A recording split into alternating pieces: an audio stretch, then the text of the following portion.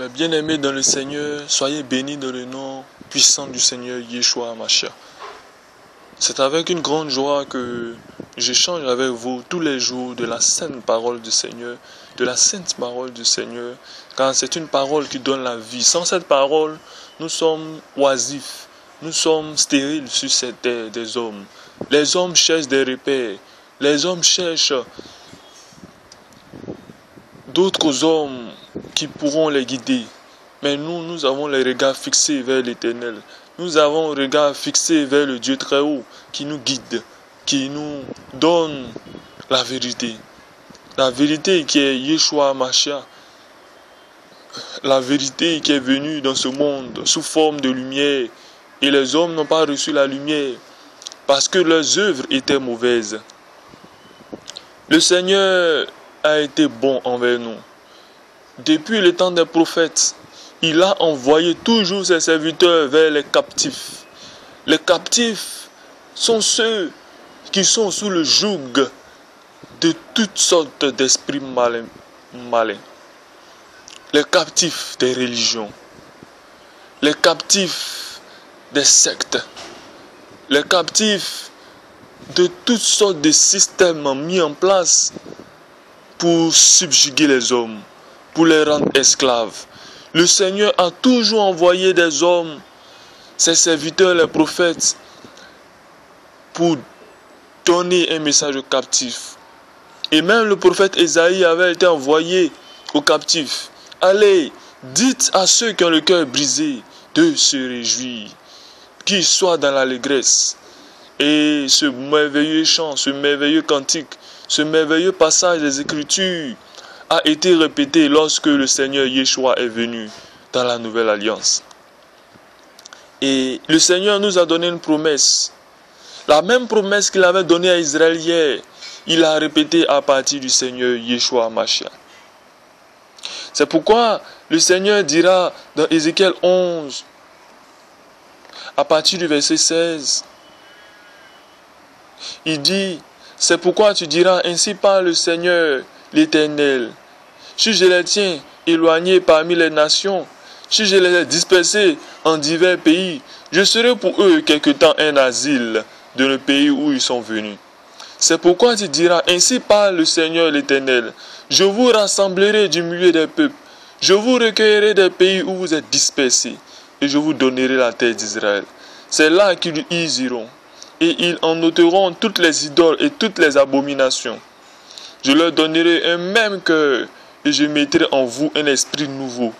J'ôterai de leur corps le cœur de pierre, et je leur donnerai un cœur de chair, afin qu'ils suivent mes ordonnances, et qu'ils observent et pratiquent mes lois. Et ils seront mon peuple, et je serai leur Dieu. Mais pour ceux dont le cœur se plaît à leurs idoles et à leurs abominations, je ferai retomber leurs œuvres sur leur tête, dit le Seigneur l'Éternel. Amen. Voyez-vous, le Seigneur, cette même parole-là, il a donné à Yeshua, qu'il a aussi répété dans la nouvelle alliance, qu'il a décidé de lui-même transformer, sinon que changer le cœur de pierre en cœur de chair. Le Seigneur, dans son amour, a pris une telle décision. Sans le changement du cœur de pierre en cœur de chair, qui peut observer les ordonnances de l'Éternel? Mais bien aimé, qui? Sans le changement du cœur de pierre en cœur de chair, qui peut observer les ordonnances du Seigneur? Qui peut observer ses lois? Si le Seigneur ne nous donne pas la foi, qui peut croire? Qu'est-ce qui nous prouve que Dieu existe? Oui, nous voyons la nature. Oui, nous voyons la création. Mais quelle preuve nous avons? Et même celui-même qui à juste titre dira que qu'est-ce qui nous prouve que la Bible n'a pas été falsifiée? Et ceux qui prennent la facilité de dire, puisque la Bible a été quelque part mal traduite, alors ils ne se voient pas en train d'adorer le Dieu des Hébreux. Mais le Seigneur n'a pas eu un tel égard envers nous. Il nous a aimés Et il a changé notre cœur de pierre en cœur de chair. Et comme il a dit à Moïse, et comme il a dit à tous les autres prophètes, comme il a dit à Paul, et Paul a eu à le reprendre en Romains 9, il fait miséricorde à qui il veut, et il a compassion de qui il veut. Mais bien-aimés, dès maintenant, craignons l'Éternel. Craignons l'Éternel, Dieu Tout-Puissant, qui est capable de changer nos cœurs de pierre en cœurs de chair, de nous faire obéir à ses ordonnances, de nous donner un même esprit, de nous donner un même langage. Car nous constatons de nos jours qu'il y a beaucoup de divisions dans le corps de Macha. Il y a beaucoup de mésententes. Nous devons prier l'Éternel afin que l'Éternel Tout-Puissant puisse nous garder, puisse nous donner un même cœur, comme nous venons de le lire, puisse nous donner un même esprit, puisse nous donner une même vision, afin de parvenir à la statue parfaite de Machia. Et non de nos propres forces, comme le faisaient les prophètes dans le temps. Ils prophétisaient de leur propre force, de leur propre cœur. Ils ne s'appuyaient plus sur l'Éternel, mais bien au contraire, ils s'appuyaient sur leurs propres idées, sur leurs propres convictions. Voyez-vous, mes bien-aimés, ils s'appuyaient sur leurs propres convictions. Et ceci est une véritable abomination. Aujourd'hui même, on constate de telles attitudes. J'aime beaucoup ce livre d'Ézéchiel. Et d'entrée de jeu, je vais commencer par ce livre avant de m'étaler dans les Écritures. Excusez-moi de n'avoir pas mentionné le sujet de l'enseignement d'aujourd'hui. Il s'agit, c'est une phrase, ne transformez pas les églises de maison en sectes pernicieuses. Et c'est le sujet d'aujourd'hui. Excusez-moi, je n'ai pas commencé par le commencement. Voilà. Ne transformez pas les églises de maison en sectes pernicieuses. Donc, nous allons continuer. Vous allez comprendre pourquoi je dis cela. Ézéchiel 13 nous dit quoi? La parole de l'Éternel me fait adresser en ces mots. Fils de l'homme, prophétise contre les prophètes d'Israël, qui prophétisent, et dit à ceux qui prophétisent selon leur propre cœur, écoutez la parole de l'Éternel. Ainsi parle le Seigneur l'Éternel. Malheur aux prophètes insensés qui suivent leur propre esprit et qui ne voient rien, tels des renards au milieu des ruines. Tels sont les prophètes, ô Israël. Voyez-vous, je vais m'arrêter là au verset 3. Le Seigneur va envoyer un prophète authentique, qui est Ézéchiel, contre tous les prophètes d'Israël, qui prophétisaient selon quoi leur propre esprit, qui prophétisaient selon leur propre cœur, selon l'esprit même qui les animait. Et là, le Seigneur ne condamne pas les dieux étrangers en parlant des démons, mais il condamne même les hommes eux-mêmes, qui prennent l'initiative de donner des paroles en disant « Ainsi dit l'Éternel », tandis que l'Éternel ne leur a rien dit. Bien sûr qu'il y a l'action du malin, mais les hommes eux-mêmes, je vous assure mes bien-aimés, même si le diable était enchaîné actuellement, si le Seigneur ne change pas le cœur de pierre en cœur de chair, s'il ne donne pas la foi aux hommes, nous sommes tous perdus. Nous sommes tous perdus. C'est pourquoi je vous exhorte à ne plus regarder à vos propres égos, à votre chair, à ne pas regarder, je dirais, qu'au titre que vous avez ou à la position que vous avez dans les assemblées pour influencer le tous. Non. Le Seigneur a dit, soyez humble. Et l'homme humble, c'est celui qui voit, qui considère les autres comme au-dessus de lui-même. Bien que ce ne soit pas forcément le cas. Voilà. Celui qui est humble, c'est celui qui est véritablement sage. Et il y a une grande intimité entre l'humble, entre un homme humble et l'Éternel. Car l'Éternel aime beaucoup les hommes humbles. Voyez-vous, mes bien-aimés, le Seigneur a dit une chose importante, et c'est la dernière mention que je vais prendre dans le livre d'Ézéchiel. Il a dit dans Ézéchiel 18, verset 19, vous dites, pourquoi le Fils ne porte pas l'iniquité de son Père? C'est que le Fils a agi selon la droiture et la justice. C'est qu'il a observé et mis en pratique toutes mes lois, il vivra. L'âme qui pêche, c'est elle qui mourra. Le Fils ne portera pas l'iniquité de son Père, et le Père ne portera pas l'iniquité de son Fils. La justice du juste sera sur lui, et la méchanceté du méchant sera sur lui. Si le méchant revient de tous les péchés qu'il a commis, s'il observe toutes mes lois et pratique la droiture et la justice, il vivra, il ne mourra pas. Toutes les transgressions qu'il aura commises seront oubliées. Il vivra à cause de la justice qu'il a pratiquée. Ce que je désire, est-ce que c'est que le méchant meure, dit le Seigneur, l'Éternel? N'est-ce pas qu'il change de conduite et qu'il vive? Si le juste se détourne de sa justice et commet l'iniquité, s'il imite toutes les abominations du méchant, vivra-t-il? Toute sa justice sera oubliée parce qu'il s'est livré à l'iniquité et au péché. À cause de cela, il mourra. Vous dites, la voix du Seigneur n'est pas droite. Écoutez donc, maison d'Israël. Est-ce ma voix qui n'est pas droite? Ne sont pas plutôt vos voix qui ne sont pas droites? Le Seigneur ici a donné une mention très claire. L'âme qui pêche, c'est elle qui mourra. L'âme qui pêche, c'est elle qui mourra. Mes bien-aimés, l'âme qui pêche, c'est elle qui mourra. J'ai voulu vous lire tous ces écrits, car aucun des écrits de l'ancienne alliance n'est à négliger. Tous les écrits de l'ancienne alliance sont toujours à considérer à notre temps. Aucun écrit ne doit être négligé. Bien sûr que nous devons regarder au Seigneur Yeshua et à ce qu'il a accompli. Bien sûr que nous devons regarder à la nouvelle alliance. Bien sûr que nous devons nous focaliser sur le Seigneur Yeshua. Mais le Seigneur Yeshua a eu une mention. Il a dit que ne croyez pas que je suis venu abolir la loi, mais je suis venu l'accomplir. Donc le Seigneur Yeshua est l'accomplissement de la loi. En d'autres termes, si celui qui croit en Mashiach, celui qui croit réellement en Mashiach et qui vit selon ses préceptes, selon ses recommandations, celui-là est dans la volonté du Seigneur.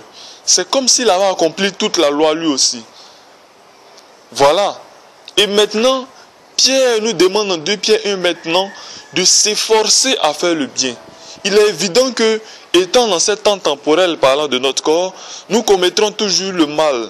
Nous continuerons toujours à mentir, à dire des choses bizarres, abominables, peut-être même à blasphémer, peut-être même à dire toutes sortes d'hérésies possibles. Mais nous devons tout de suite nous repentir. Nous devons nous laisser reprendre par les frères. Nous devons nous exhorter les uns les autres afin de tenir ferme.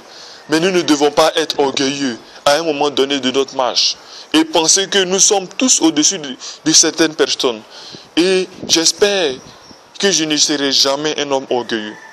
Et que si je suis un homme orgueilleux un jour, je vous demande, mes bien-aimés, de me reprendre. Car je suis celui-là même qui, comme le Seigneur, accepte que les autres puissent parler. Accepte. Et nous mettons les débats sur la table et nous jugeons. Ne transformez pas les églises de maison en sectes pernicieuses. C'est le titre de notre enseignement d'aujourd'hui. Et ceux qui, motivés par leur propre esprit, décident de quitter des églises dénominationnelles et créent des églises de maison, non pas pour être meilleurs, mais pour être pire que ceux qui sont dans les dénominations, pire que les faux pasteurs, pire que le Vatican, pire que les faux prophètes. Cela ne sert à rien. Ça, c'est de 1. Et de 2, vous qui êtes dans ce genre d'assemblée, je vous exhorte à quitter tout de suite.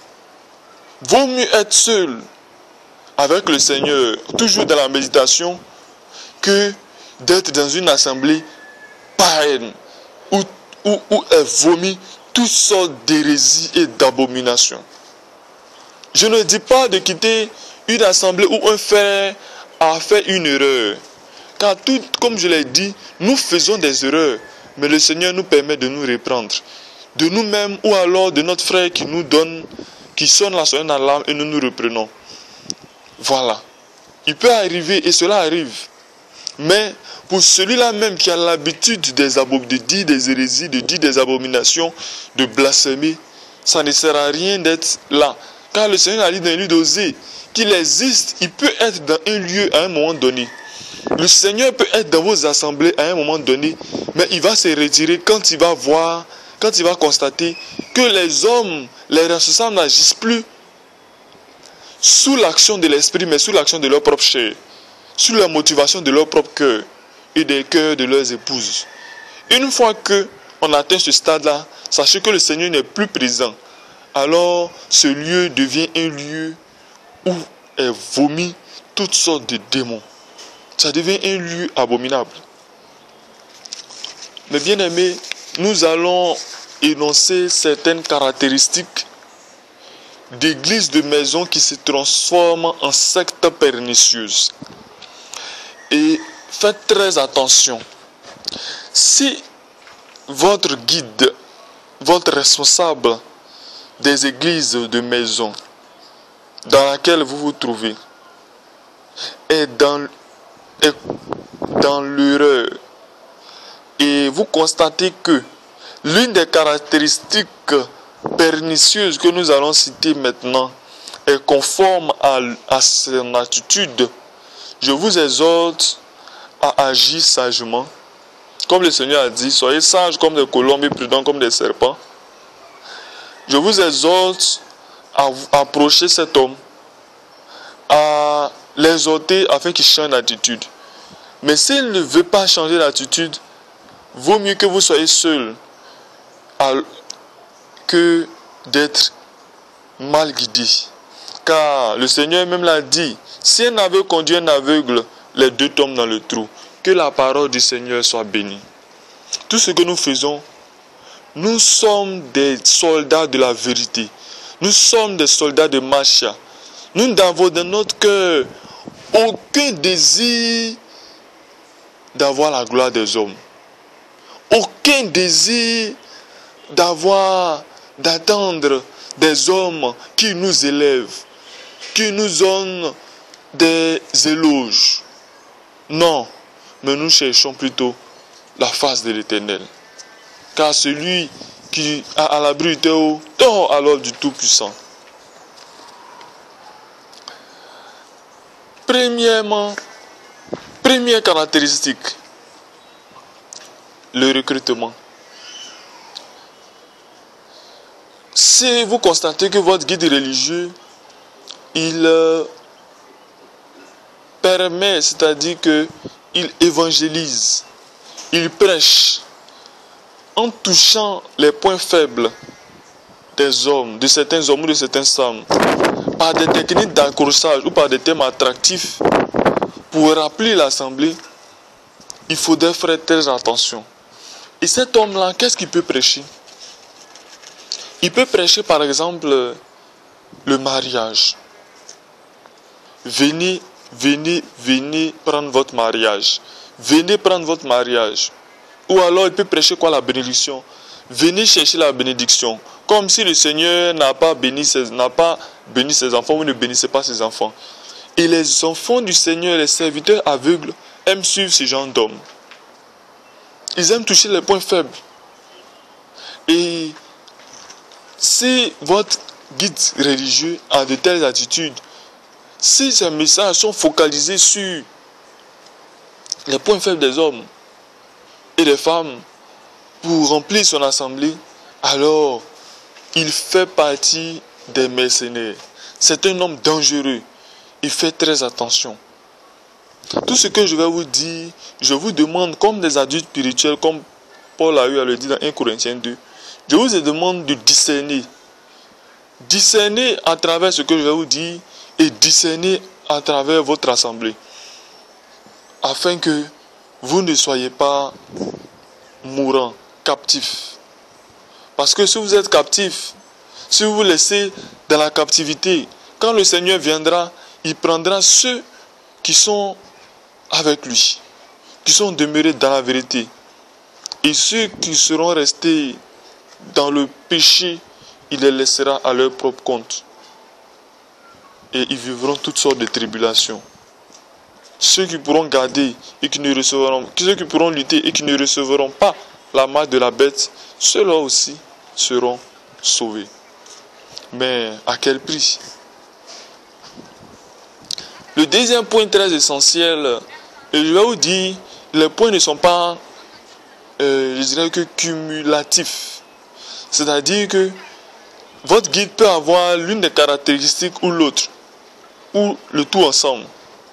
Mais s'il y a seulement l'une des caractéristiques qui est en lui, je vous demande de discerner, de faire très attention. Ne vous laissez pas, ne vous donnez pas aux hommes, ne vous laissez pas guider par les hommes.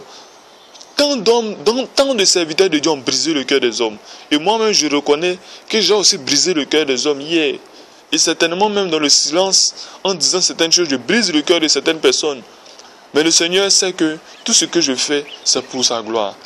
Et je demande sincèrement pardon à ceux à qui j'ai été cause de chute, qui se relèvent. Je ne veux répondre du sang de personne. C'est pourquoi je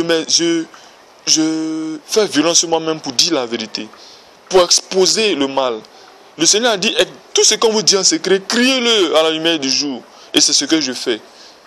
Dans tous les problèmes qu'il y a eu entre frères, je crie à la lumière du jour la vérité. Tant pis si les frères en question ne m'adressent plus la parole, ne me disent plus salut. Tant pis, mais je veux dire la vérité, demeurer dans le véritable. Car tout ce que je fais, ce n'est pas pour être rejeté à la fin, mais c'est pour être accepté par le Seigneur. Si les hommes veulent agir par l'orgueil, qu'ils agissent par l'orgueil. S'ils veulent agir en satisfaisant leur ego, qu'ils satisfassent leur ego, ils répondront de leurs actes. Le deuxième point, c'est l'endoctrinement. Et l'endoctrinement consiste à quoi? L'endoctrinement consiste au fait que finalement dans le groupe, dans votre église de maison, aucun frère ni aucune sœur ne peut prendre des décisions de lui-même. À chaque fois qu'il doit prendre une décision, il doit demander compte aux responsables. Je me souviens, une fois j'ai visité comme cela une assemblée, ici en Côte d'Ivoire. Et dans cette assemblée, je vous assure que c'est dangereux parce que c'est le guide, l'homme de Dieu, c'est lui qui choisit l'ami, les amitiés des enfants. C'est l'homme de Dieu qui choisit quel ami vous devez avoir, quel ami vous ne devez pas avoir. C'est l'homme de Dieu qui choisit l'orientation de vos enfants, les études que l'enfant doit entreprendre. C'est l'homme de Dieu même qui essaie, il va certainement même choisir l'alimentation. C'est l'homme de Dieu qui choisit, en fait, en un mot, c'est l'homme de Dieu qui décide de tout. Et même le mari ou la femme ne peut prendre des décisions de par eux-mêmes. Ils doivent approcher les hommes de Dieu et leur demander ce qu'ils en pensent, Finalement, c'est des personnes qui sont dépendantes des hommes. Et lorsque cet homme de Dieu-là est devenu un loup, ils ne peuvent pas le comprendre, c'est subtil. Donc finalement, quel que soit ce qu'on dira de cet homme-là, vous verrez que ces personnes-là demeureront sur le joug. C'est le cas de Ivan Castanou. Dans les départs, Ivan Castanou donnait, je dirais que des enseignements assez corrects. J'ai écouté moi aussi les enseignements, certains enseignements d'Ivan Castanou. J'ai écouté certains enseignements qui étaient assez corrects. Au début, il était sincère, mais après, nous avons vu qu'il a adopté le diable comme Dieu. Pour ceux qui ont l'œil pour voir et les oreilles pour entendre, et l'intelligence que le Seigneur donne pour comprendre, il peut voir qu'Ivan Castanou est devenu un loup parmi les loups. Karambiri, loup parmi les loups. William Duncan, loup parmi les loups. Tous les papes, loups parmi les loups. Et même pire, beaucoup d'hommes de Dieu responsables des églises de maison sont des loups parmi les loups. Si vous ne faites pas attention, vous pensez que vous avez échappé à Satan en quittant certaines dénominations. Mais vous allez vous retrouver dans un lieu où Satan a encore son trône. Et vous allez, sans peut-être le savoir, adorer le diable en pensant adorer Dieu. Mais je vous assure que l'ignorance n'est pas une excuse. Si vous pensez adorer Dieu et que vous adorez le diable, la Bible dit dans Osée 4, verset 5, si j'ai bonne mémoire, que mon peuple périt faute de connaissance. Ce n'est pas parce que vous ne savez pas que vous êtes excusé. Mon bien-aimé, si vous adorez le diable, si vous suivez un homme de Dieu qui sert le diable, vous allez tomber dans un trou, même chose comme lui. Le Seigneur a mal au cœur quand il voit des hommes aveugles. Car vous avez tout pour être dans la vérité. Quand je dis tout, c'est l'Esprit Saint. Je ne parle pas de la Bible. Parce que la Bible, tout le monde a la Bible. Les musulmans ont la Bible. Nous-mêmes, quand nous faisions les séances de concentration, que je ne vais pas citer, on utilisait quelquefois les Écritures. Même quand nous avons pratiqué le bouddhiste dans le temps, où on lisait assez de livres bouddhistes et autres, il y a beaucoup d'écrits qui sont basés sur la Bible. Oui, mais est-ce qu'ils ont la vérité? Non. Parce qu'ils ont régné celui même qui est l'essence de la vérité, qui est le Mashiach. Mais si votre cœur n'est pas tendu vers le royaume des cieux, vous allez être sous un joug d'homme. Mais bien aimés, ne soyez pas sous un joug d'homme. L'endoctrinement est que c'est le gourou qui décide tout. Malheur à moi si un jour je cherchais la gloire des hommes. Je connais même des frères juifs et qui sont dans des groupes juifs messianiques qui, à un moment donné, quand j'étais avec eux, me disaient qu'à chaque fois que je dois donner, je dois dire quelque chose s'agissant de l'Éternel, je dois demander l'accord. Tant qu'ils n'ont pas donné l'accord, il ne faudrait pas que je les publie. De peur que je ne me voie expulsé du groupe. Mais je ne peux pas vivre dans un tel groupe. Je ne peux pas croître dans un tel groupe, dans le nom du Seigneur. Tant pis si ces hommes-là ne sont plus avec moi. Mais je continue ma marche dans le Seigneur. Et je me suis laissé conduire par le Seigneur et ces hommes-là se sont écartés de moi. Et j'ai dit gloire à Dieu. Ne vous laissez pas distraire par les hommes. Beaucoup viendront à vous en vous disant, mon frère, ma soeur, sois béni. Mais demain, c'est des personnes qui diront, sois maudit. Mais malgré que ces hommes-là vous diront, sois maudit, bénissez-les. Mais bien aimés, ne vous laissez pas endoctriner par un gourou. Si le guide, l'homme de Dieu en question, est à une position d'endoctrinement, si c'est lui qui décide tout, si c'est lui qui donne les enseignements et qu'on ne peut pas le reprendre, c'est lui qui dit tel soeur doit sortir de l'assemblée, tel frère doit sortir de l'assemblée et qu'on ne peut pas le reprendre. S'il ne demande pas, s'il ne pardonne pas au prochain, s'il ne demande, parce que normalement un homme de Dieu, c'est celui-là même qui doit avoir à cœur que ceux qui commettent l'iniquité se repentent de leurs erreurs et non à cœur de seulement dire toi sors de l'assemblée, toi sors de la communauté. Non. Notre but, c'est que les hommes se repentent. Qu'ils s'humilient devant le Seigneur afin que le Seigneur leur pardonne leurs iniquités. Mais si le but, c'est de les chasser, qui peut subsister si le Seigneur ne lui donne pas un cœur nouveau, comme nous l'avons lu tout à l'heure dans Ézéchiel?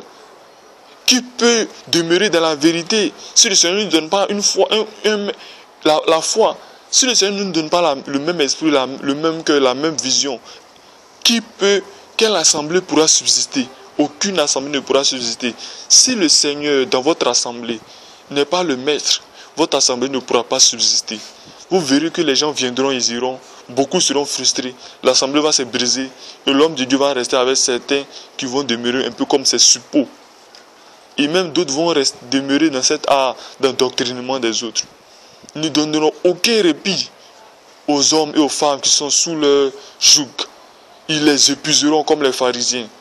Ils ne chercheront même pas à comprendre réellement leurs difficultés, leurs souffrances. Car le Seigneur, il a compris notre souffrance. C'est pourquoi il s'est déplacé de toute éternité pour venir sur la terre et pour vivre comme les hommes et pour accomplir la mission salvatrice. Que son nom soit béni. Le troisième point, c'est que on demande les ruptures avec les attaches traditionnelles. Donc, pour l'église de maison qui est dans une telle atmosphère de rupture, vous verrez que tous les membres de l'église de maison vont se séparer avec les autres communautés. Quand je dis communauté, c'est-à-dire que c'est des gens qui n'ont pas compris réellement ce que c'est que l'amour de la vérité, l'amour du Seigneur, l'amour d'Élohim. Ils vont faire quoi? Ils vont se désolidariser, se dissocier, se séparer de leurs frères et amis catholiques. Ils ne vont plus parler peut-être avec leur mère, avec leur père, parce que tout simplement ils n'ont pas la même vision. Ils vont se séparer de leurs peut-être amis du quartier, parce que peut-être ils sont païens, athées, et ils seront faibles. Ils seront comme une brebis isolée. Or, quand une brebis est isolée, qu'est-ce qui se passe? Les loups, les prédateurs sont capables de l'atteindre. Cette brebis-là est fragile. Et vous verrez que c'est des personnes fragiles. Je vais vous donner un témoignage. J'avais une sœur évangélique qui étant tellement, je dirais que, pensant tellement être dans la vérité par rapport aux catholiques, elle s'est séparée de tous ses amis, de tout. Voilà, elle s'est séparée de tout. Parce que pour elle, être évangélique, elle était dans la vérité. Bon, soit. Et dans sa position d'évangélique, à un moment donné, nous étions surpris de la voir enceinte. Tandis qu'elle n'était pas mariée. C'était une jeune fille dévouée à l'extérieur, pieuse à l'extérieur, qui portait le voile, qui ne portait pas de pantalon. Donc en un mot, ces mots même, les mots qui sortaient de sa bouche étaient des mots vraiment calculés. À l'extérieur, elle était pieuse, mais à l'intérieur, c'était une maison en ruine, où les chacals avaient pris leur demeure. Dans son cœur, c'était la pourriture. Parce qu'en résumé, elle a quoi? Elle est devenue, à la suite, nous avons vu qu'elle était enceinte. Au début, elle se cachait, elle avait honte de ceux qu'elle a condamnés hier. Et même ceux qu'elle disait qu'ils étaient des perdus, eux-mêmes ne sont jamais tombés enceintes. Celles-là même ne sont jamais tombées enceintes. Ses camarades qu'elle disait perdus, qui étaient dans l'adultère, qui étaient dans les calomnies, elles n'ont pas fait ce qu'elle-même a fait. Parce qu'elle a profané le temple de Dieu. Et dans cette dynamique, ses parents étaient déçus. Ses amis qu'elle disait évangéliques l'ont laissé tomber. Déçus. Le pasteur déçu. Donc finalement, le pasteur a demandé que le monsieur qui l'a enceinté l'épouse, mais bien évidemment, c'est un homme qui a lui aussi comme elle, avait dans son cœur une maison en ruine. Dieu n'habitait pas dans son cœur. Il a dit qu'il ne voudrait pas de cette fille et qu'elle aille où elle veut avec l'enfant. Jusqu'à ce qu'elle accouche, elle a vécu toutes sortes de difficultés. Et elle vit toutes sortes de difficultés actuellement. Le monsieur ne veut pas d'elle, il ne veut même pas la voir. Il s'est trouvé une autre petite copine et il continue sa marche abominable du sexe dans le monde. Et cette jeune fille est triste. Et ce qui m'a surpris, c'est qu'elle est retournée vers ses amis qu'elle jugeait hier de maudits. Elle est retournée vers ses amis hier qu'elle jugeait d'égarés. Et aujourd'hui, cette jeune fille a compris une portion véritable des Écritures, qui est l'amour du prochain. Bien-aimés, si vous êtes dans une église de maison où votre guide spirituel vous demande de rompre, ou alors vous voyez qu'il y a ces attitudes-là de rupture avec le prochain, sachez que ces personnes-là sont en danger. Exhortez-les, reprenez-les dans l'amour, afin qu'ils ne fassent pas la même erreur que cette jeune fille qui a pensé être au-dessus des autres. Malheur à nous si on pense être au-dessus des autres. Seul le Seigneur au-dessus de nous tous. Nous sommes tous égaux. Nous sommes tous égaux, mes bien-aimés. L'autre point, c'est l'enfermement. L'enfermement, c'est que dans l'église de maison, l'église de maison devient comme, je dirais que, est transformée en secte pernicieuse dans la mesure où vous n'êtes plus libre de vos actes. On vous demande toujours de rendre compte de tout, comme si c'est aux hommes que vous deviez rendre compte. On vous dira, oui, mais toi, hier, voici telle chose qui s'est passée dans ton couple. Qu'est-ce qui se passe? Réponds. Ou hier, voici ton enfant a fait tout. Pourquoi as-tu frappé ton enfant? Réponds. Finalement, l'église de maison se transforme en cours de jugement. Et on passe tout le temps à juger des affaires, des couples, des foyers, des familles qui n'ont rien à voir avec la parole. Donc finalement, les hommes sont sous le joug. Et finalement, on constate que c'est des jeunes femmes qui sont toujours derrière le pasteur ou alors le guide spirituel, l'homme de Dieu, le responsable de l'église de maison.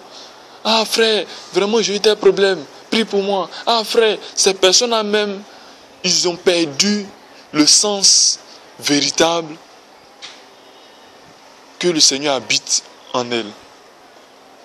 Oui, elles ont même du mal à prier elles-mêmes afin que le Seigneur les accomplisse leur volonté. Elles ont du mal. Elles préfèrent même que les autres prient plus qu'eux-mêmes ne prient. C'est des personnes qui rarement se mettront en genoux pour demander des choses à l'Éternel. Elles préféreront que l'homme de Dieu ou les responsables prient. Elles préféreront que les autres prient. C'est des personnes qui sont toujours affolées, toujours en train d'appeler les autres. Parce que l'homme de Dieu les a éduqués ainsi spirituellement. L'homme de Dieu les a rendus dépendants d'eux. Et c'est une véritable abomination que de rendre un serviteur du Seigneur dépendant de soi. C'est une abomination. Nous devons rendre tous les fidèles adultes spirituels. Et que les fidèles puissent discerner le bien du mal. Discerner des enseignements qu'ils reçoivent sur Facebook. Discerner des enseignements qu'ils reçoivent sur YouTube.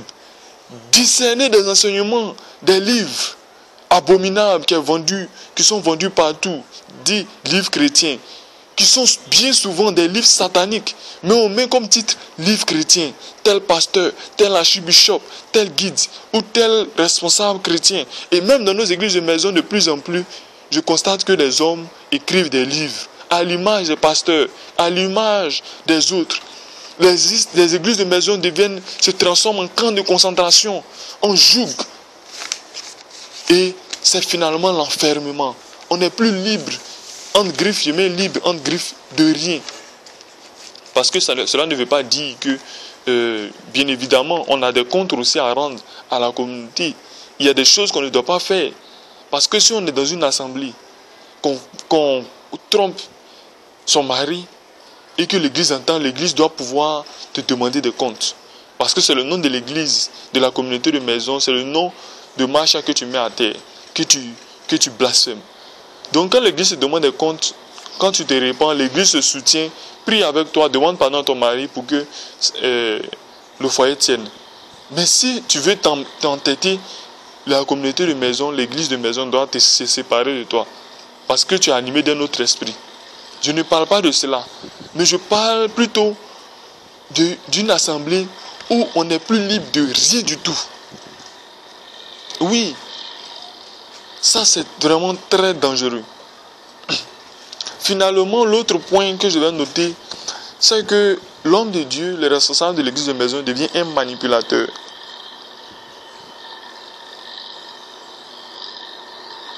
Et il aide d'autres fidèles même à devenir manipulateurs. Il manipule les esprits des gens. Il dit oui, frère, viens ici. Voici, tu sais ce que tel frère a fait, voici telle chose. Il ne sait même pas de quel esprit un frère animé. Il dit oui, tel frère est animé de l'esprit de Python.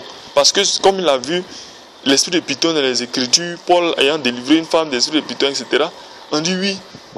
De par sa propre pensée, il n'a même pas l'esprit de discernement des esprits, mais c'est lui-même qui juge que telle personne a un esprit de Python, telle personne a un esprit de grenouille, telle personne on doit faire telle chose. Et finalement, les hommes les suivent comme cela. Il devient un manipulateur fin. Et nous le voyons dans le monde. Les prêtres de l'église catholique sont des manipulateurs fins. Les responsables des églises baptistes, témoins de Jéhovah, surtout témoins de Jéhovah, christianistes célestes, sont des manipulateurs fins. Ils manipulent vos esprits de telle façon que vous soyez dépendants d'eux. Vous ne pouvez rien faire sans eux. Ils manipulent les esprits. Et si bien que vous leur donnez tous vos biens sont sous leur contrôle. Vous êtes capable de sacrifier l'avenir de vos enfants, de sacrifier la nourriture que vous avez, et on vous dira c'est pour le bien de Dieu, c'est pour la gloire de Dieu que vous souffrez. Souffrez, souffrez, souffrez, comme les colons serviteurs de Satan ont fait hier à nos parents africains et à nos parents indiens, etc. Comme les colons ont eu à faire hier, ils appliquent la même chose aujourd'hui. Une autre forme de colonisation religieuse. On vous dit que vous faites du bien à Dieu. Je vous dis, mes bien-aimés, Dieu n'a pas besoin de votre argent. Dieu n'a pas besoin de vos biens. Dieu n'a pas besoin de vos voitures. A-t-il besoin de voitures pour se déplacer? A-t-il besoin d'argent pour se nourrir? Dieu n'a pas besoin de tout cela. Mais le conseil que je peux vous donner, si vous voulez réellement faire du bien à Dieu, ce n'est pas de donner la dîme. Ce n'est pas de donner des millions à une église. Et même l'église catholique abominable a mis un système d'exploitation en place qu'on appelle la caritas. C'est un système de dépouillement des hommes. Car rappelez-vous que le Vatican est le pays le plus puissant, le plus riche au monde. Ils n'ont aucune dette. Chaque jour qui se passe, ce sont des milliards de francs CFA, des milliards d'euros, des milliards de dollars, des milliards de livres sterling qui quittent partout à travers le monde pour arriver au Vatican. Mais vous vous demandez une fois, est-ce que le Vatican renvoie cet argent-là pour soigner la veuve? Est-ce que le Vatican renvoie cet argent-là pour soigner l'orphelin? Est-ce que le Vatican prend cet argent-là pour faire du bien aux hommes? Non, il s'asseye, il construit des assemblées de morts, où sont données toutes sortes de doctrines de mort, où sont exposées toutes sortes d'idoles, où les démons ont leur empire, les églises, des assemblées en ruine, où demeurent des démons, toutes sortes d'esprits impurs. Ils n'ont aucun égard envers les hommes. Ce sont des hommes dont la rapine a pris tout l'être entier. Ils n'ont pas pitié de l'homme. Je vous exhorte, bien-aimés, vous qui vous faites du bien à votre prochain, d'appliquer la religion authentique et pure devant Dieu le Père, qui est de prendre soin de la veuve, de l'orphelin, de fuir le mal dans le monde. C'est ainsi que vous pourrez faire véritablement du bien au Seigneur. C'est ainsi que le Seigneur verra que vous êtes vraiment sincère. Il verra que vous êtes agréable. Les actes que vous posez seront agréables à lui. Et non pas quand vous faites du bien à votre gourou, à votre homme de Dieu, despote. Non, ce n'est pas à ce moment-là. C'est au moment quand vous faites du bien à votre prochain. C'est ça, à ce moment-là que le Seigneur a les yeux tournés vers vous. Un autre point, c'est l'asservissement financier. C'est tout naturel.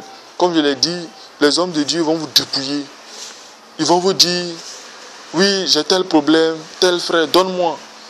Et quand vous n'avez pas, parce qu'il peut arriver que vous avez, demandez, vous recevrez. Si vous avez, vous pouvez lui donner. Mais quand vous n'avez pas, mais ils vont vous obliger. Que c'est pour la gloire de Dieu, donne, donne, donne. Mais bien aimé, des moments d'homme, je ne suis pas cet homme de Dieu là qui court derrière les fidèles, derrière les hommes, pour leur dire, frère, donne-moi 100 euros. Frère, donne-moi 200 euros. Frère, donne-moi 1000 euros. Les hommes de Dieu dans les assemblées démoniaques du monde le font. Mais moi, je n'agis pas ainsi. Et toutes les fois où j'ai reçu les aides des hommes, c'est lorsque véritablement le Seigneur a touché ces hommes-là. Et que ces hommes-là sont venus vers moi pour dire, frère, je vais t'aider. Et il y en a beaucoup de frères et de sœurs qui ont fait de tels gestes à mon égard. Je bénis la vie de tel frère et de telle sœur. Mais je n'incite personne à agir ainsi. Parce que le Seigneur sait comment entretenir ces hommes, ces serviteurs. Tant que le Seigneur ne vous a pas mis à cœur d'aider, faites attention. Si vous aidez selon votre propre chair, vous pourrez être déçu. Vous pourrez être beaucoup déçu. Faites très attention. Toutes les fois où où il est arrivé, une fois où j'étais dans des problèmes incroyables. Et ça, c'est une sorte de confession que je fais aussi. J'étais dans des problèmes incroyables. Et je suis allé vers des frères et vers des soeurs. Je leur ai dit vraiment, je suis dans des soucis. Aidez-moi. Et pourtant, je vous assure que le Seigneur m'avait dit de ne pas demander comme cela. Et que lui-même se chargeait de résoudre mes problèmes. Mais j'ai été entêté. Dans ma faiblesse, j'ai été entêté. Et j'ai demandé. Quand j'ai demandé, cela a créé un désordre. Il y a eu un problème particulier entre moi et une dame à qui j'avais demandé cet argent-là. Et cela s'est mal passé.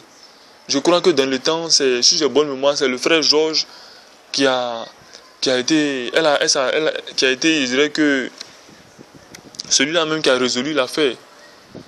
Voilà. Voilà.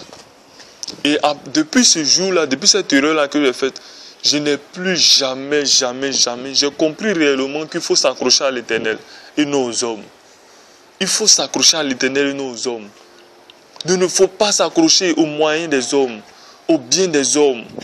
Il ne faudrait pas être des hommes de Dieu quémandeurs, qui ont toujours la main en bas. Non. Laissez le Seigneur toucher le cœur de frères et de sœurs afin que ces personnes-là puissent vous venir en aide s'il est possible. Ne soyez pas ces personnes-là qui exposent vos problèmes à la lumière du jour, n'importe comment. Le Seigneur voit et il sait ce qu'il fait. Mais bien aimé, un autre point, c'est l'identité cachée. Pourquoi je dis identité cachée? Parce que il y a beaucoup dans les églises de maison, normalement, on devait se connaître tous. On devait connaître l'histoire de chacun. On doit connaître la vie de chacun. De telle manière que s'il y a un changement anormal, on puisse venir en aide à l'autre. Mais ce n'est pas ce que nous constatons. Il y a beaucoup d'hommes qui sont dans les églises, d'hommes et de femmes qui sont dans les communautés de maison, mais dont on ne connaît pas l'histoire.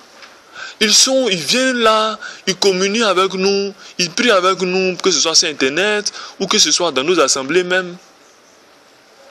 Et on ne connaît pas leur histoire. On ne sait pas si ce sont des satanistes, si ce sont des sorcières, si ce sont des maïkaris.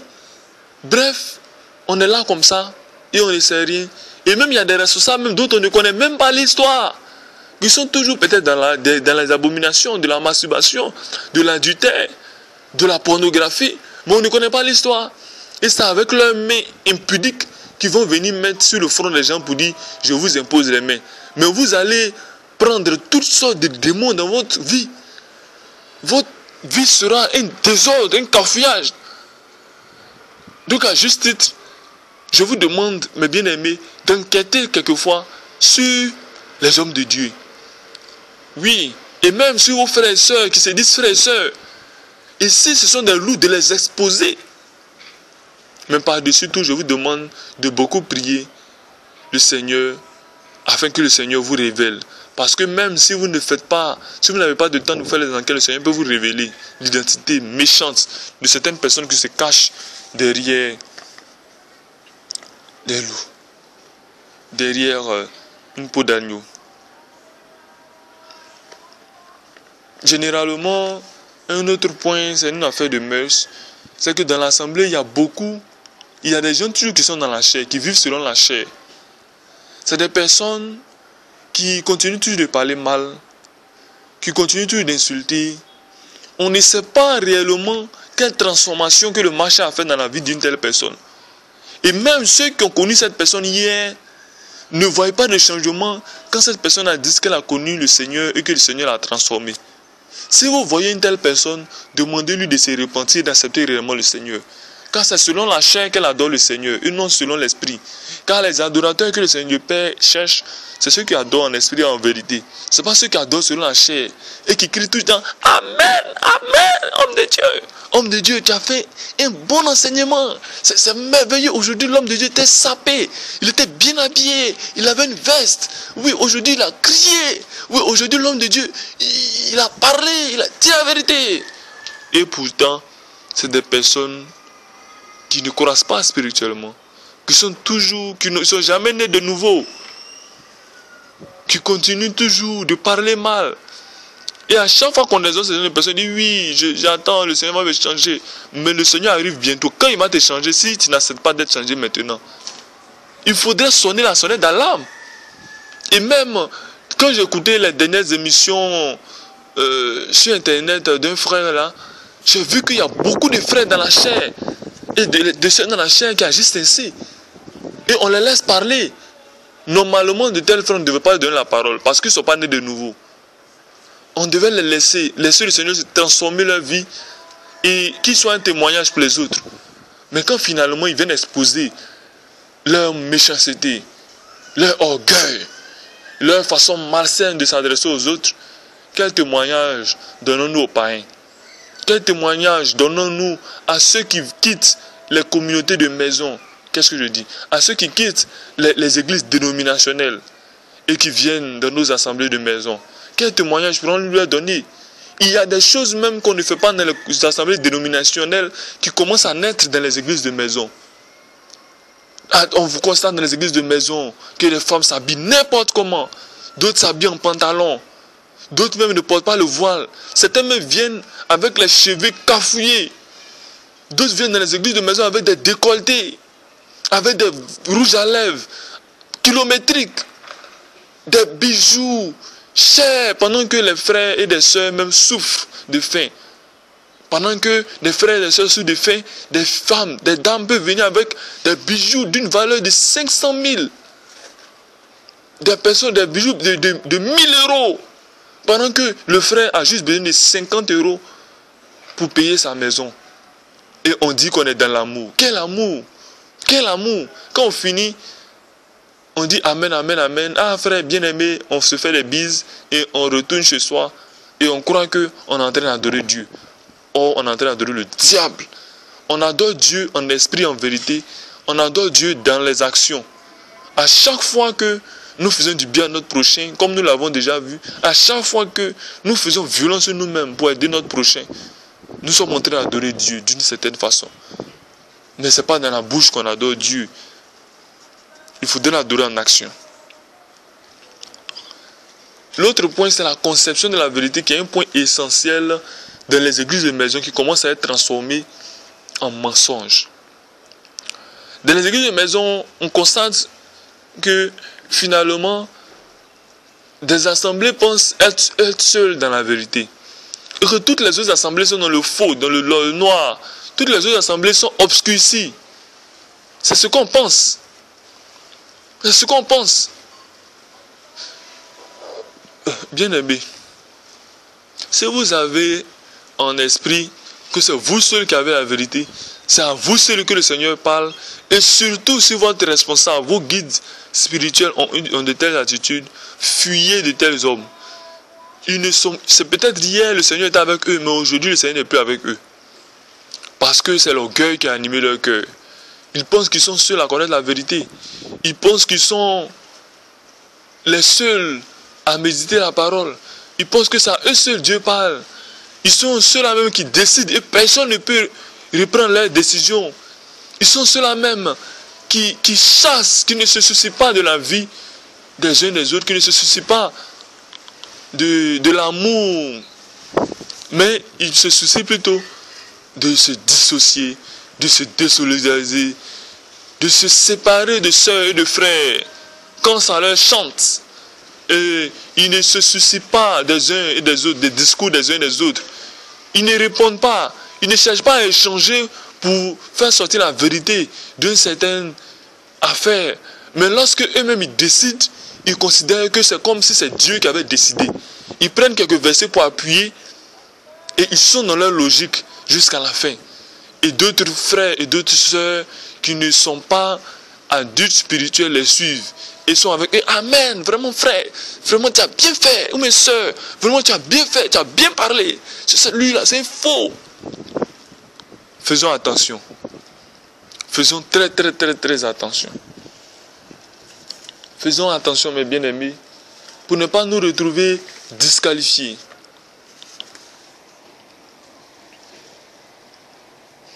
Ne nous marginalisons pas de la société. En un autre point. Nous l'avons déjà vu. Mais c'est dans la société que les hommes les païens verront que nous sommes changés, nous sommes saints. La plupart des personnes que j'ai connues hier ne me reconnaissent pas aujourd'hui. Tous ceux que j'ai connus dans le monde, tous ceux avec qui j'étais dans les boîtes de nuit, tous ceux avec qui je faisais toutes sortes d'abominations, ils ne me reconnaissent pas. Aujourd'hui, quand je pars, quand je marche des kilomètres pour aller annoncer l'évangile, 105 francs dans la poche, et que je reviens à la maison, c'est avec l'amour du Seigneur. Et pourtant hier, je marchais des kilomètres, ou alors je faisais le même trajet, ou plus encore, pour aller chercher des petites filles, pour être dans l'abomination, embrasser les gens comme ça se fait en Europe.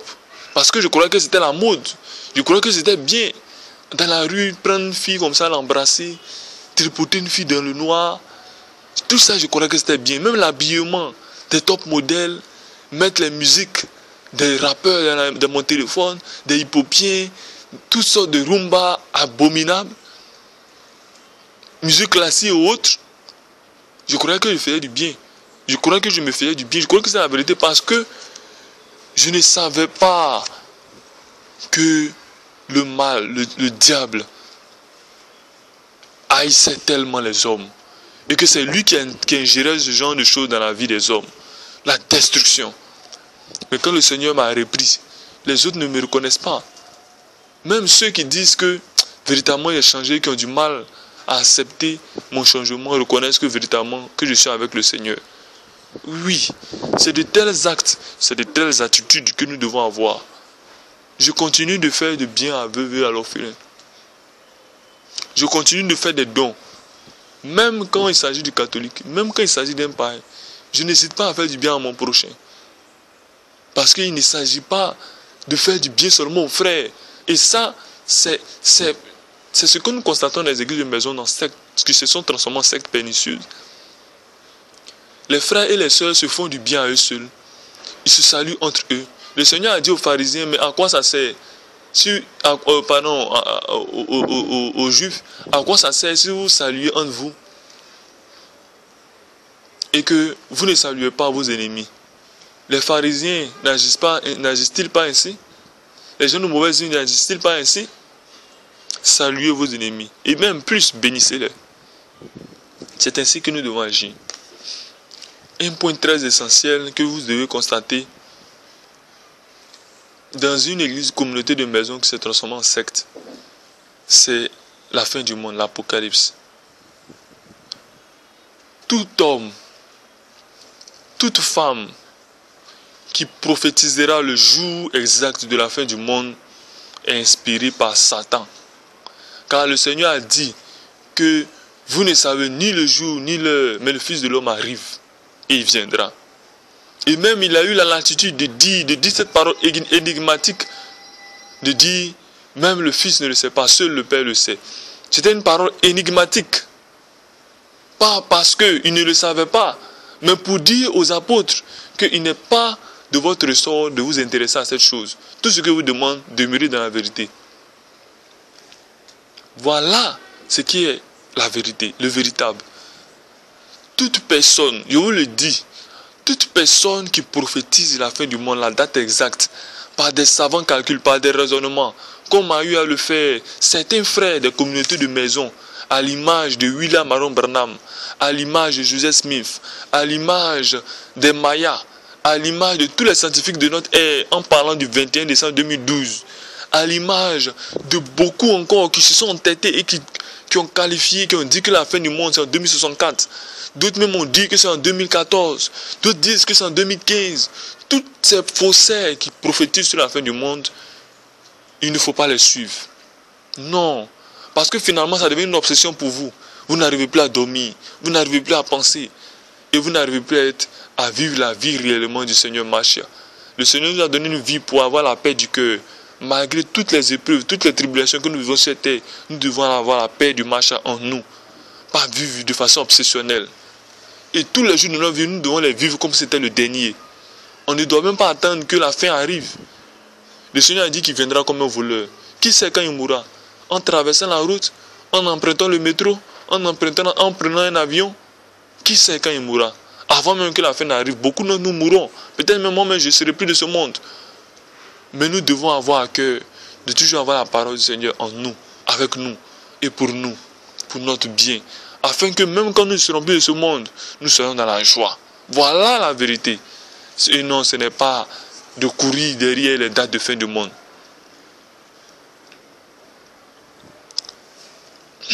Les idéologies pernicieuses, un autre point, c'est que les doctrines. Dans les églises de maison, on va constater que il y a des choses qui se font qu'on n'arrive pas à comprendre. Des rites. Il y a des rites bizarres qu'on n'arrive pas à comprendre.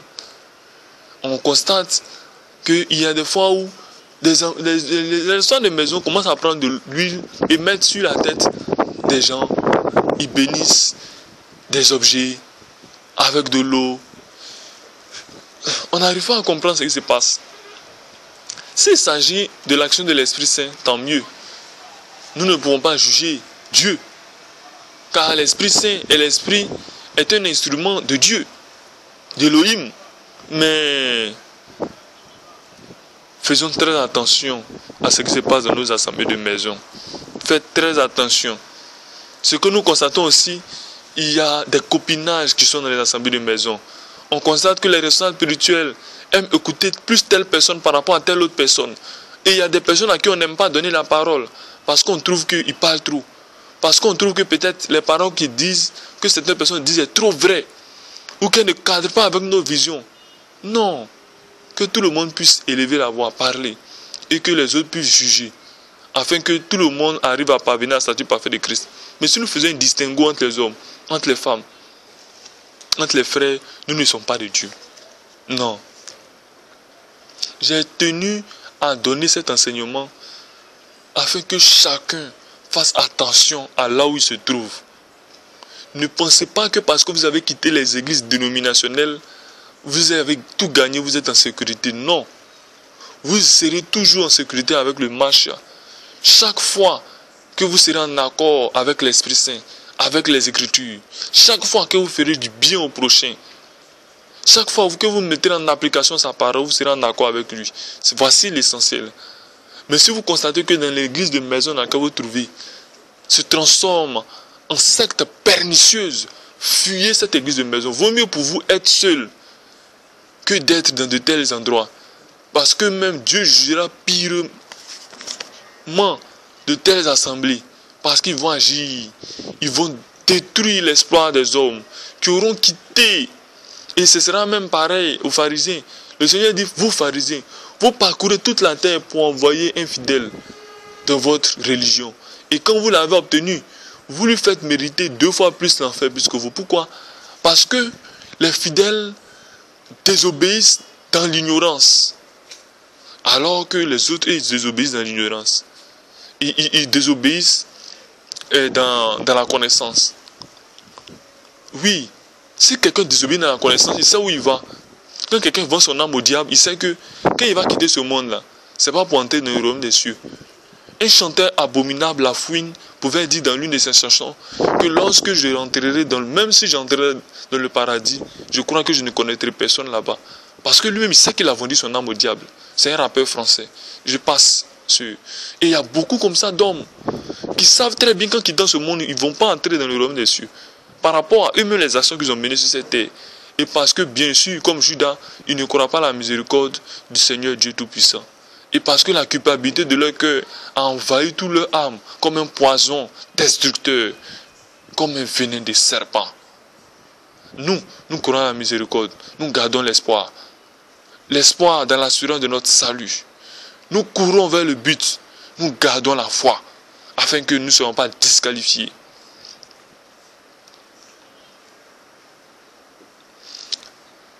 Je vais faire un distinguo, une mention, en noter bien, c'est que la secte, une simple secte, c'est un groupe de personnes qui professent la même doctrine en bande à part. Et nous, communauté de maison, en réalité, nous pouvons être considérés comme une secte. Parce que nous nous sommes mis à l'écart de tous, ce qui est abominable. Mais nous ne devons pas être une secte pernicieuse. Et je vais vous donner les versets pour que vous puissiez les méditer. Vous pouvez prendre Actes 5, verset 17 Actes 15, verset 5. 1 Corinthiens 11, verset 19. Galates 5, verset 20. Voilà. Les communautés chrétiennes étaient considérées même comme les sectes dans le temps des apôtres. Vous pouvez lire Actes 24, verset 5, 24, verset 14, 28, verset 22. Les pharisiens aussi étaient considérés comme une secte. Actes 15, verset 5, Sadducéens, Actes 5, verset 17. Donc, nous, en réalité, nous sommes en quelque sorte considérés comme une secte. Mais pas une secte pernicieuse. Comme 2 Pierre 2 le déclare. Pierre a déclaré dans le livre de 2 Pierre 2 qu'il existe des sectes pernicieuses. Les sectes pernicieuses, ce sont des sectes qui ne sont pas dans la vérité, qui n'ont pas gardé la doctrine du Seigneur. Voilà les sectes pernicieuses. C'est des sectes qui détruisent les assemblées, qui détruisent les foyers. Des hommes qui séparent, des hommes de Dieu qui séparent les femmes de leurs hommes. Parce qu'elles sont toujours à l'église. Elles ne prennent plus soin de leurs enfants. Elles ne prennent plus soin de leur mari. Elles sont toujours derrière l'homme de Dieu. Alors, mes bien-aimés, je vous demande de sincèrement fuir toutes sortes de sectes pernicieuses.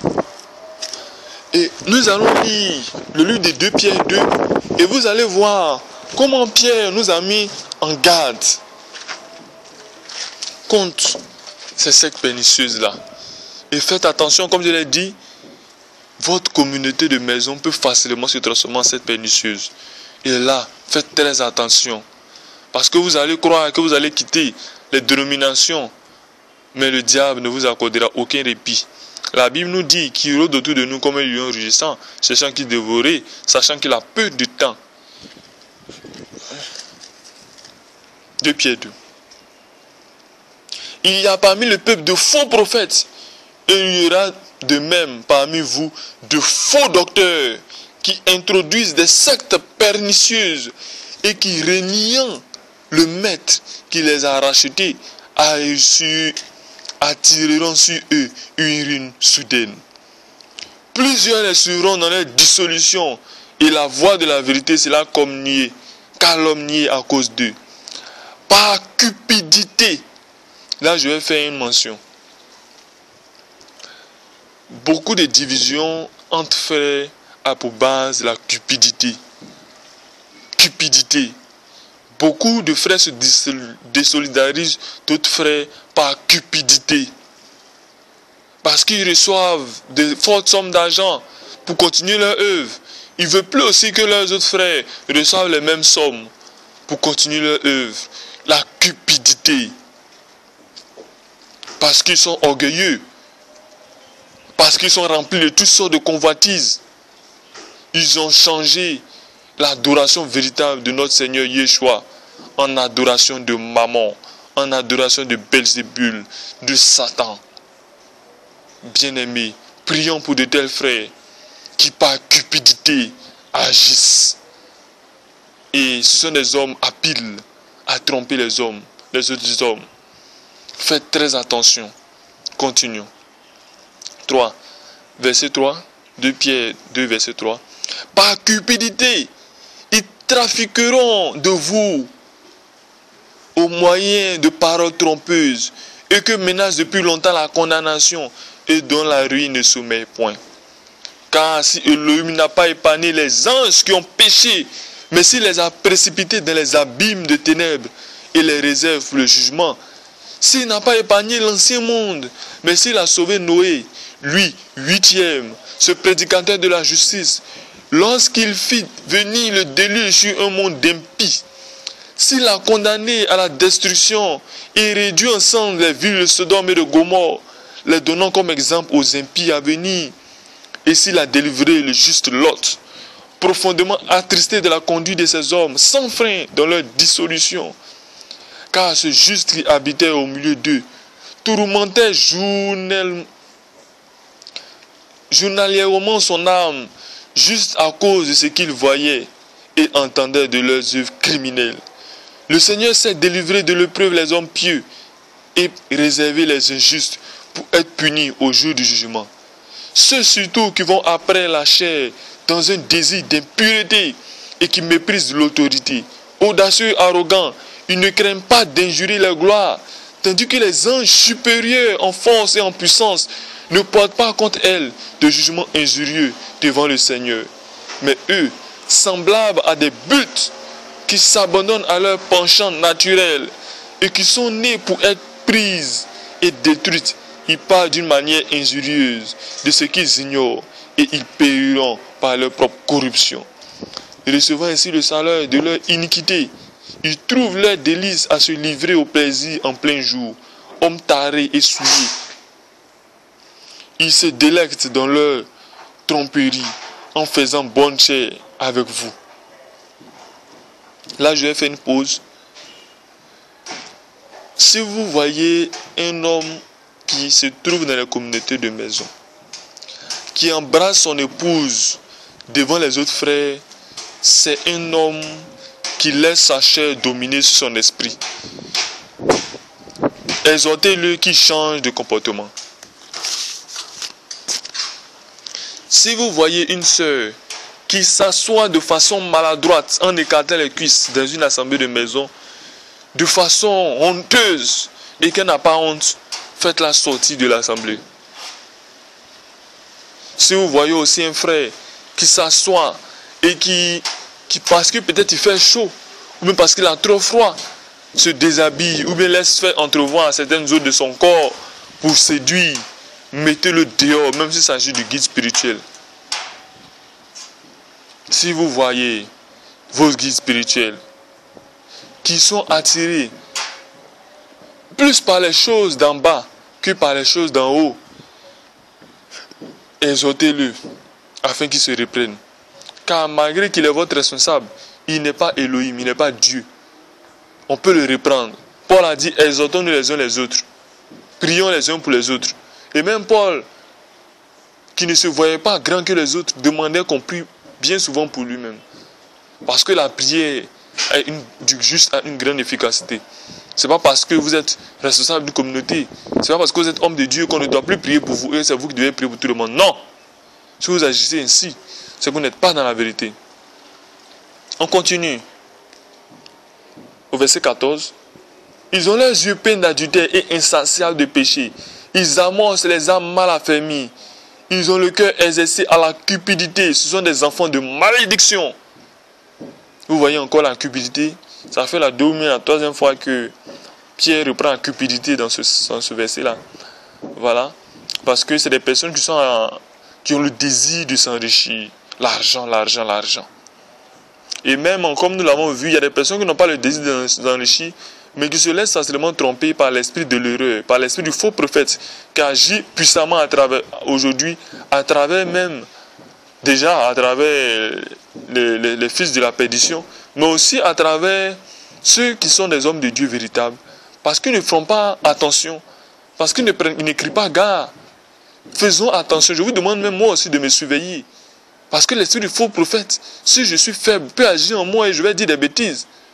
Et puissez, que le Seigneur puisse vous donner le courage de me dire, afin que je puisse supprimer l'enseignement s'il s'agit d'une abomination.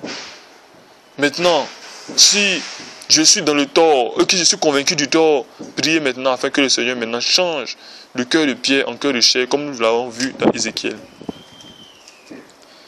Allons-y, continuons au verset 15. Après avoir quitté le droit chemin, ils se sont égarés en suivant la voie de Balaam, fils de Bachor, qui aimait le salaire de l'iniquité, mais qui fut repris pour sa transgression. Une ânesse muette faisant entendre une voix d'homme arrêta la demande du prophète. Ces gens-là sont des fontaines sans eau, des nuées que chasse un tourbillon. L'obscurité des ténèbres leur est réservée, avec des discours enflés de vanité. Ils amorcent par leur convoitise de la chair, par les dissolutions, ceux qui viennent à peine d'échapper aux hommes qui vivent dans l'égarement. Je vais relire ce merveilleux verset 18.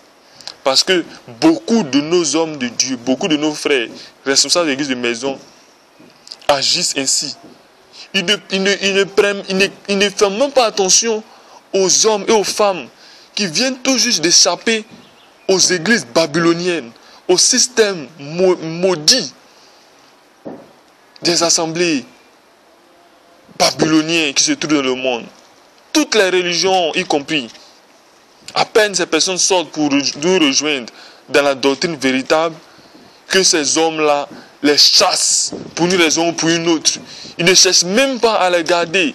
Ils ne cherchent même pas à les fortifier. Mais pour une raison ou pour une autre, ils les chassent. Ils les méprisent. Relisons ce verset 18. Avec des discours en fait de vanité, ils amorcent par des convoitises de la chair, par les dissolutions, ceux qui viennent à peine d'échapper aux hommes qui vivent dans l'égarement. Ils leur promettent la liberté quand ils sont eux-mêmes esclaves de la corruption, car chacun est esclave de ce qui a triomphé de lui.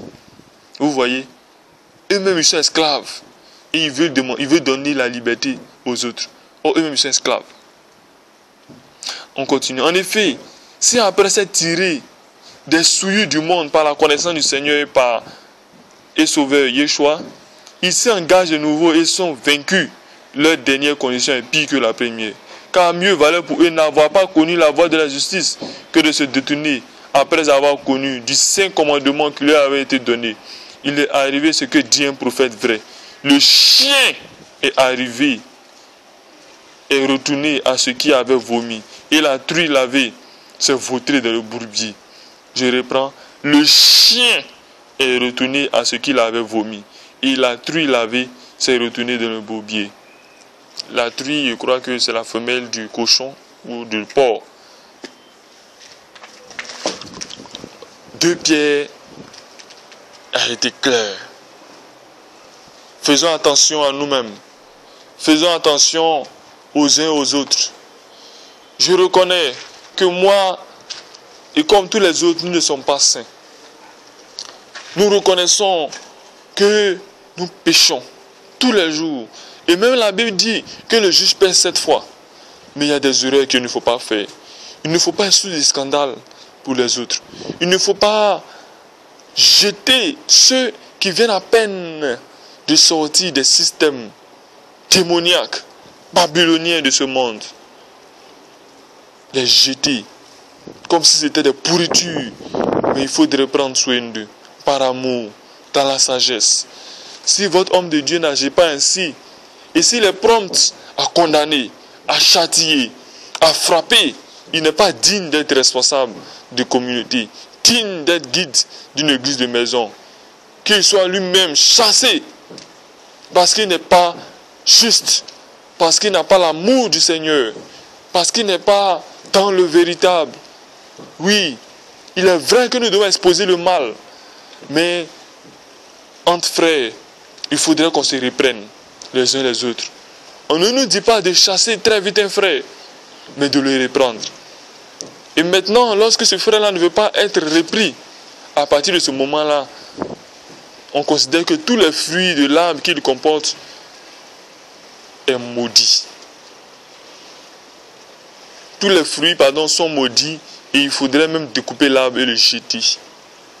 Mais s'il existe sur un manguier, il existe des mangues qui sont non mûres, des mangues qui sont mûres, des mangues qui sont pourries, et même les mangues qui sont pourries tombent. Ils sont remplacés par des mangues qui naissent, et les mûres se remplacent. Et il en est ainsi de notre vie et de notre marche. De notre marche, il y a des choses que nous avons eu une facilité d'arrêter hier. Peut-être ceux qui fumaient ont arrêté de fumer. Ceux qui se masturbaient ont arrêté de se masturber. Ceux qui insultaient ont arrêté d'insulter. Mais certainement, il y a des choses encore dans leur vie qui n'ont pas encore parfait, qui n'ont pas encore réussi à véritablement arrêter. Qu'ils continuent de prier. Continuons de prier les uns pour les autres, afin que le Seigneur nous donne la force d'être à la statue parfaite de Macha. Et non de se pointer du doigt à chaque fois que quelqu'un fait une erreur. Car nous-mêmes, sommes-nous saints? Sommes-nous dignes? Non, nous ne sommes pas dignes. Seul le Fils unique de Elohim est digne. Lui seul est digne de recevoir la louange et la gloire. Lui seul est digne de retenir notre attention, de retenir notre temps. À lui, nous devons donner notre temps. Oui, le temps libre au boulot, le temps à la maison, dans la prière, dans la méditation, afin de sortir de la captivité, de sortir de l'abomination et de toutes sortes de méchanceté. Oui, nous devons nous-mêmes être dignes serviteurs du Seigneur Yeshua, dignes serviteurs d'Élohim. Oui, nous devons inciter même parmi les païens comme de vrais enfants d'Élohim, comme de vrais enfants qui font tout pour faire plaisir à leur maître, et non pas comme des faussaires, des personnes qui, pensant servir le Seigneur, demeurent dans la dissolution, continuent dans leur péché. Comme pouvait le dire Pierre, le chien est retourné à ses vomissures et la truie lavée est retournée au bourbier. Qu'est-ce qui a changé? Qu'est-ce qui a changé? Oui, hier vous avez été baptisés dans le nom de Machia. Hier vous avez été sauvés. Mais aujourd'hui, êtes-vous retourné dans vos péchés? Êtes-vous retourné dans vos vomissures de chien? Prenez-vous plaisir à briser le cœur des uns et des autres? Prenez-vous plaisir à faire du mal au prochain? Faisons attention à nous-mêmes, mes bien-aimés.